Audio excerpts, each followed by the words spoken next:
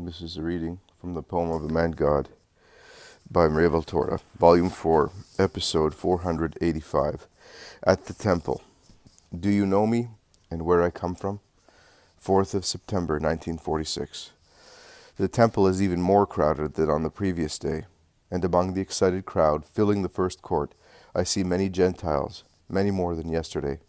They are all waiting anxiously, both the Israelites and the Gentiles are speaking to Gentiles and the Hebrews to Hebrews, in small groups scattered here and there, without losing sight of the doors. The doctors under the porches are busy raising their voices to draw the attention of people and show off their eloquence, but the people are not paying attention, and they are preaching to few pupils. Gamaliel is there in his usual place, but he is not speaking. He is walking up and down on his magnificent carpet, with folded arms, lowered head, meditating, and his long tunic and longer mantle, which he has unfastened, and is hanging, held by two silver rosettes, form a train which he pushes aside with his foot every time he retraces his steps. His disciples, the most faithful ones, leaning against the wall, look at him in silence, intimidated as they are, and they respect the meditation of their master. Some Pharisees and priests seem to be very busy, and they come and go. The people, who are aware of their real intentions, point them out, and an occasional remark goes off like a rocket on fire to burn their hypocrisy. But they feign they do not hear. They are few in number compared with the many who do not hate Jesus, and on the contrary hate them, so they deem it wise not to react. There he is! There he is! He is coming from the Golden Gate today. Let us run!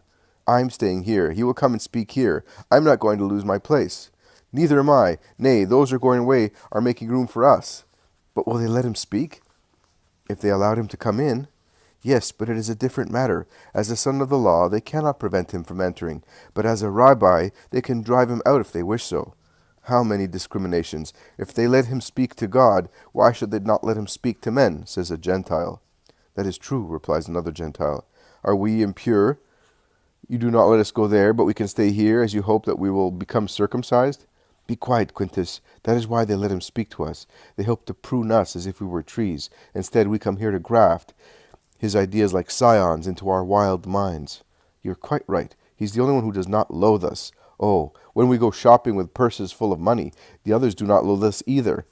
Look, we Gentiles are the only ones left here. We shall hear him well and see him better. I like to see the faces of his enemies. By Jove, a battle of faces. Be quiet. Don't let anyone hear you mentioning Jupiter. It is forbidden here. Oh, between Jove and Jehovah there's only a tiny difference, and between gods there will be no ill feelings.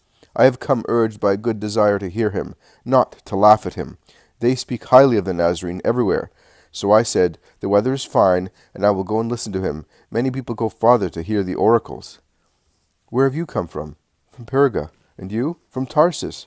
I'm almost Jewish. My father was a Hellenist from Iconium, but he married a Roman from Antioch in Cilicia, and he died before I was born.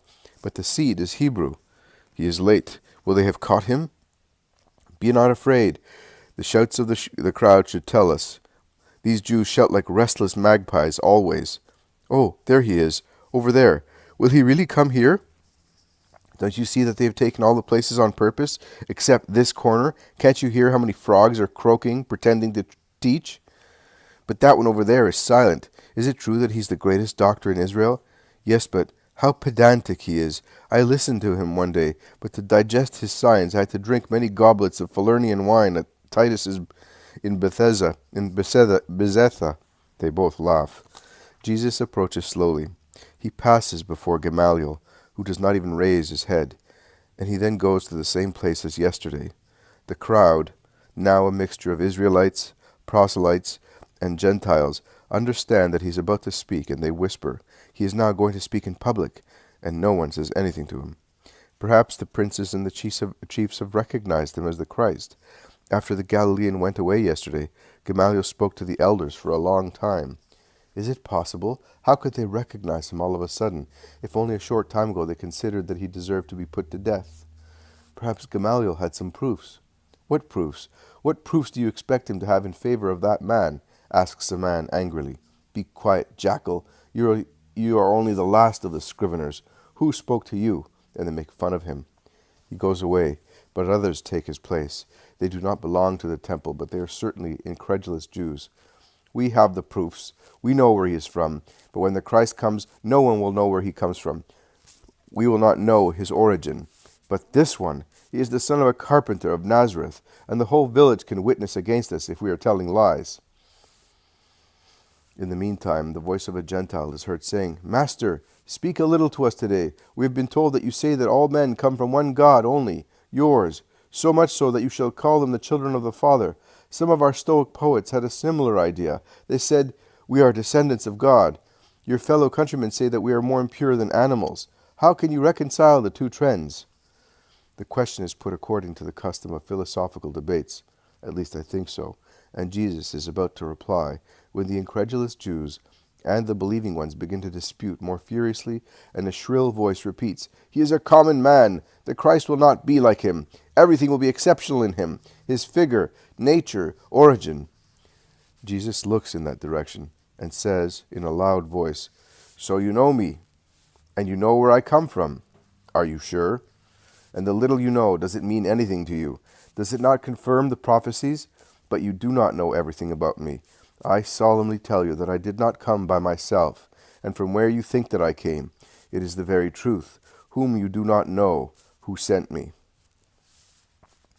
A cry of indignation rises from the enemies. The very truth, whose deeds you do not know, neither do you know his way along which I came. Hatred cannot be acquainted with the ways and deeds of love. Darkness cannot stand the sight of light. But I know him who sent me, because I belong to him. I am part of him, and one whole with him.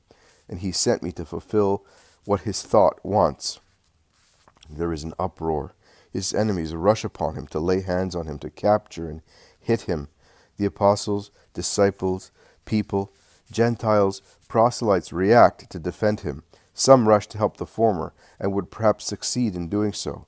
But Gamaliel, who so far seemed remote from everything around him, departs from his carpet and comes towards Jesus. And as he is driven back by those defending him under the porch, he shouts, Leave him! I want to hear what he says. Gamaliel's voice achieves more than the squad of legionaries who have come from the Antonia to put down the riot. The tumult drops like a whirl that breaks, and the outcry abates to a whisper. The legionaries remain as a precaution, quite unnecessary now, near the external enclosure.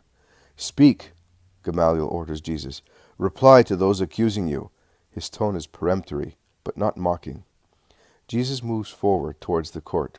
He calmly resumes speaking. Gamaliel remains where he is, and his disciples are busy taking the carpet and stool to him so that he may be comfortable. But he remains standing with his arms folded, his head lowered, his eyes closed, engrossed in listening. You have accused me unfairly, as if I had blasphemed instead of speaking the truth. I am speaking not to defend myself, but to give you light, so that you may know the truth. And I am not speaking on my own behalf, but recalling the words in which you believe, and on which you swear. They bear witness to me.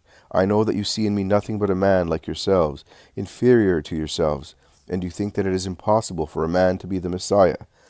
Or at least you think that the Messiah ought to be an angel, that his origin should be so mysterious that he should be king only by the authority excited by the mystery of his origin.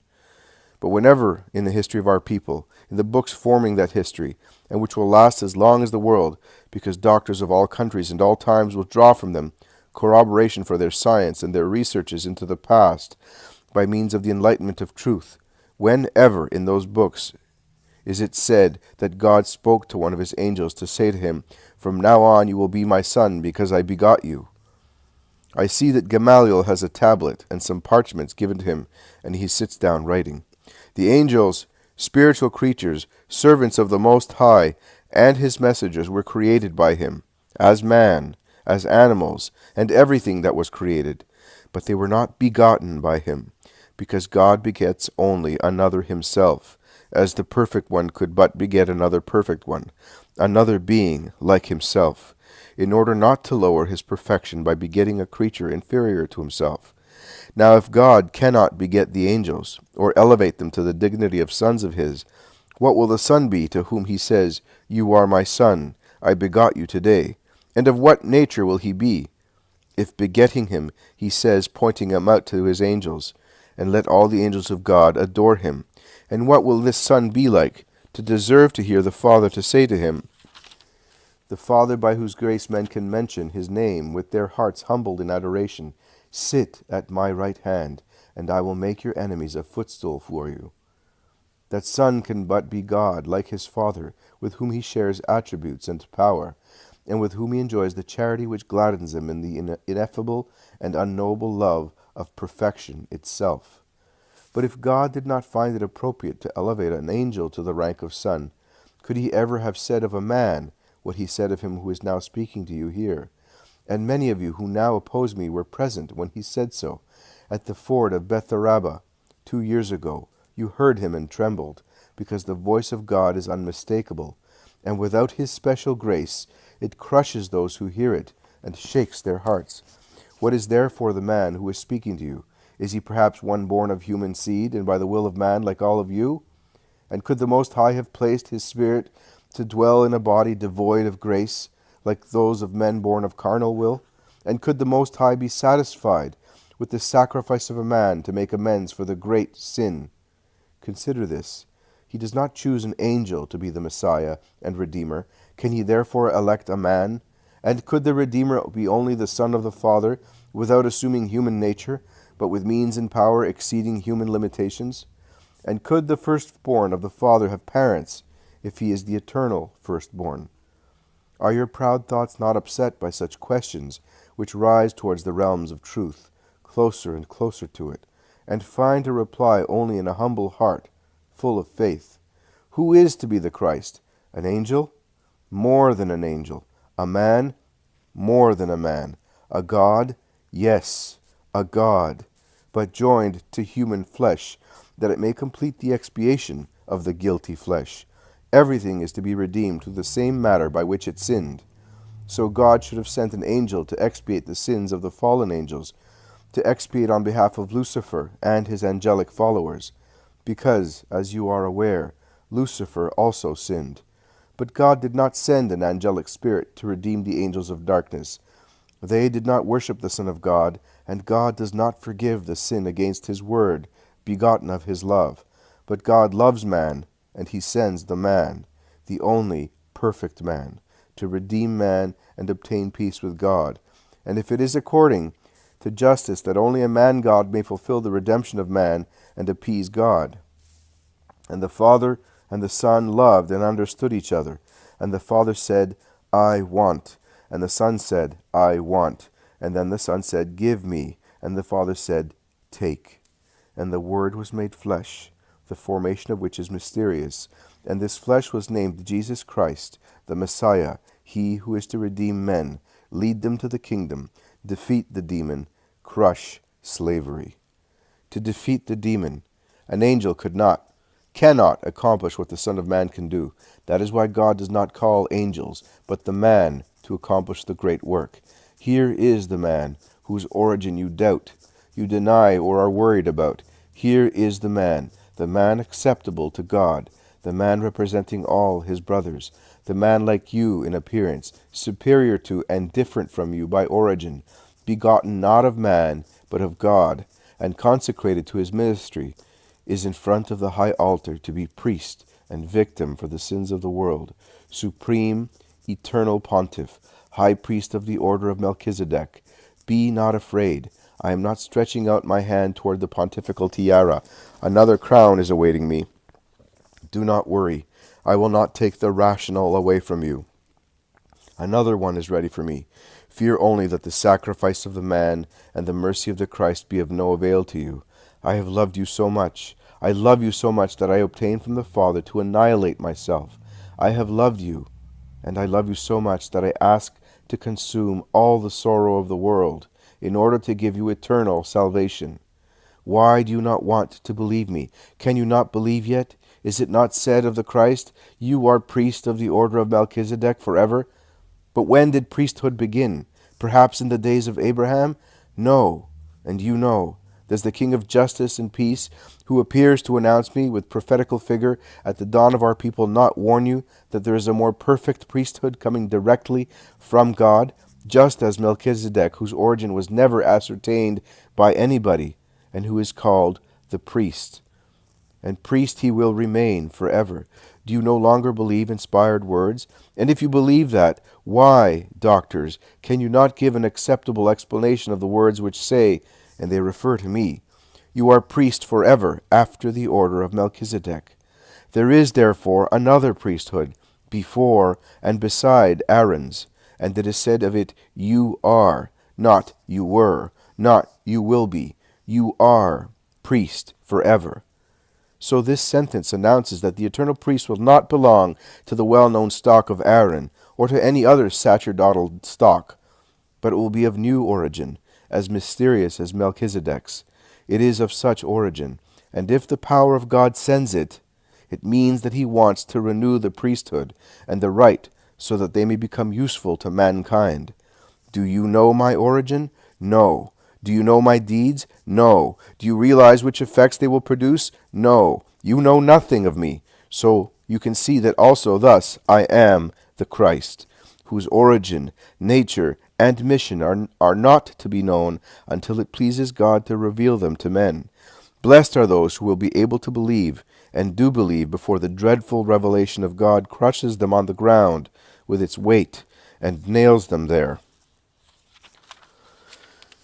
striking them with the dazzling, powerful truth, thundered from heaven, howled from the earth.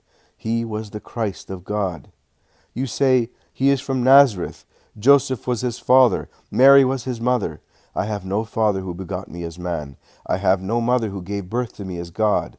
And yet I have a body which I assumed through the mysterious deed of the Spirit. And I came among you, passing through a holy tabernacle, and I will save you. After forming myself according to the will of God, I will save you by letting my true self come out from the tabernacle of my body to consume the great sacrifice of a God who immolates himself to save men. Father, my Father, I told you at the beginning of time, here I am to obey your will. And I told you at the hour of grace, before departing from you, to take on a body, to be able to suffer. Here I am to obey your will. And I tell you once again to sanctify those for whom I came. Here I am to obey your will. And I will always tell you until your will is accomplished. Jesus, who had raised his arms towards heaven, praying, now lowers them and folds them across his chest. He bends his head, closes his eyes, and becomes engrossed in a secret prayer. The people whisper. Not everybody has understood. Nay, most of them, including myself, have not understood. We are too ignorant, but we realize that he has enunciated great things, and we are silent, full of admiration. The evil-minded persons who have not understood or did not want to understand sneer. He is raving, but they dare not say more, and they move aside or go to the gates, shaking their heads. I think that so much prudence is due to the Roman lances and daggers shining in the sunshine against the outer walls. Gamaliel elbows his way through those who have stayed. He arrives near Jesus, who is still absorbed in prayer, far from the crowd and the place, and calls him. Rabbi Jesus! What do you want, Rabbi Gamaliel? Asks Jesus, looking up, his eyes still absorbed in an internal vision. An explanation from you. Tell me. Go away, all of you, orders Gamaliel, and in such a tone that apostles, disciples, followers, curious people, and Gamaliel's very disciples move aside quickly. Jesus and Gamaliel are alone, facing each other, and they look at each other. Jesus is, as usual, meek and kind. Gamaliel, unintentionally, authoritative and proud-looking, a countenance certainly due to years of exaggerated homage. Master, some words of yours have been related to me. You spoke them at a banquet, of which I disapproved because it was not a genuine one. I fight or I do not fight, but always openly. I meditated on those words. I compared them with the ones which are in my memory, and I have been waiting for you here to ask you about them. But first I wanted to hear you speak. They have not understood. I hope I will be able to understand. I wrote your words while you were speaking, so that I may meditate on them, not to injure you. Do you believe me? Yes, I do, and may the Most High make them blaze in your spirit. Let it be so. Listen, The stones which are to vibrate, are they perhaps those of our hearts? No, Rabbi, these. And he points at the walls of the temple with a rotary motion of his hand. Why are you asking me? Because my heart vibrated when the words you spoke at the banquet, and your replies to the tempters were related to me. I thought that throbbing was the sign. No, Rabbi, the throbbing of your heart and of the hearts of a few more people is too little to be the sign which leaves no doubts. Even if you, with rare judgment of humble knowledge of yourself, define your heart stone. Oh, Rabbi Gamaliel, can you really not make of your petrified a bright altar, receiving God? Not for my benefit, Rabbi, but that your justice may be complete. And Jesus looks kindly at the elderly master, who ruffles his beard and inserts his fingers under his headdress, pressing his forehead and whispering with his head lowered, I cannot, not yet, but I hope. Will you still give that sign? Yes, I will. Goodbye, Rabbi Jesus. May the Lord come to you, Rabbi Gamaliel. They part. Jesus nods to his disciples and leaves the temple with them. Scribes, Pharisees, Sadducees, disciples, rabbis push like vultures around Gamaliel, who is putting into his large belt the sheets he has written. Well, what do you think of him? Is he mad? You did the right thing in writing his follies. We will need them. Have you made up your mind? Yesterday, today, more than is needed to convince you. They are speaking uproariously, and Gamaliel is silent while he adjusts his belt. He taps the ink pot hanging from it. He hands back to his disciples the tablet on which he leaned to write on the parchments. Are you not answering? You have not spoken since yesterday, insists one of his colleagues. I am listening, not to you, to him, and I am trying to recognize in his present words the word which he spoke to me one day, here. And are you successful? Many of them say, laughing. Like a thunder which sounds differently according to whether it is closer or farther away, but still the roar of thunder. So, an inconclusive sound, jeers one. Do not laugh, Levi. The voice of God may be found also in thunder, and we may be so stupid as to think that it is the noise of clouds being rent. And you, Helkai, and you, Simon, stop laughing, lest the thunder should change into a thunderbolt and reduce you to ashes. So, you are almost saying that the Galilean is that boy whom you and Hillel thought a prophet, and that the boy and the man are the Messiah, some of them ask scoffingly, although slyly, because Gamaliel commands respect. I am not saying anything. I am saying that the roar of thunder is always the roar of thunder. Closer or farther away? Alas, the words are stronger, as befits his age, but the 20 years which have gone by have made my intellect 20 times more closed on the treasure which it possesses, and the sound penetrates more weakly. And Gamaliel droops his head on his chest, meditating. You're getting old and foolish, Gamaliel. You are mistaking phantoms for realities. They all say, laughing.